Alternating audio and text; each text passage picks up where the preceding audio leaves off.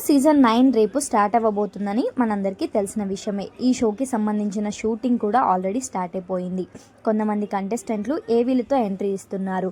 అలాగే ఇంకొంతమంది కంటెస్టెంట్లు dance పర్ఫార్మెన్స్తో entry ఇవ్వబోతున్నారు.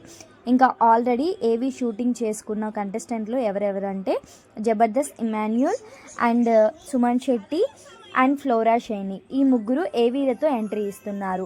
ఇక సింగర్ రాము రాథోడ్ అయితే సింగింగ్ పర్ఫార్మెన్స్తో ఎంట్రీ ఇవ్వబోతున్నారు.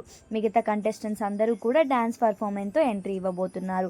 వాళ్ళు ఎవరంటే రీతు చౌదరి, తనూజ, భరణి కుమార్, శశివర్మ.